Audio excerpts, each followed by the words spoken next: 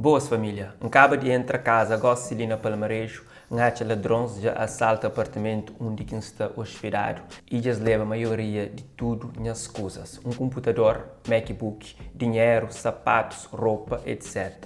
Tudo que as coisas ali tem um valor sentimental para mim, mas minha maior preocupação e prioridade nesse momento é achar meu computador que tem tudo nesse projeto nele e sobretudo meu álbum que está previsto de ser lançado quinta-feira. Por isso, me pedi nosso apoio, nos ajudam a partilhar isso para bem mais longe possível. E se na caso alguém chega a nós tenta bem de nós algum desses produtos ali, nos contacta a polícia, por favor, ou jobe alguma outra forma de ajudar a recuperar-se. Obrigado desde já. Que ali é comunicado de rapper Traquinos, jovem que está lá para a cidade de Praia nesse momento e foi no apartamento onde que está que foi assaltado, que pertence de ser lá. Se maior preocupação nesse momento é recuperar-se MacBook onde que tem esse projetos, sobretudo se álbum que está previsto ser lançado quinta-feira. Eu nunca sabia ainda quanto o álbum está ser lançado quinta-feira.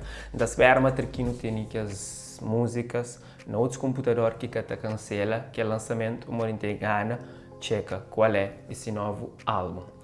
Tinha pessoas quando olham isso pensam logo é mais uma jogada de marketing de rapper Traquinos, sabendo que ele foi um dos maiores artistas cabo-verdianos nos últimos tempos na fase que esse tipo de jogada ali. Nós lembra-se do último lançamento barulho que fosse ou não. Então por isso tinha alguém que pensa isso, mas Traquino afirma, mas não nenhum marketing que está nele. Nada a ver com marketing pessoal, nada a ver. É assunto sério e tudo que as coisas, sobretudo no computador, está bem complica tudo no trabalho.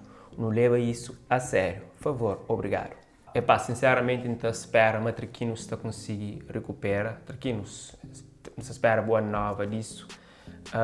Nós que se fã, nós partilha e se puder ajuda para recuperar aquele se bem que perde. Tá? E não te espera assim boa nova, então e não ansioso para conhecer esse novo álbum e one love. Até lá.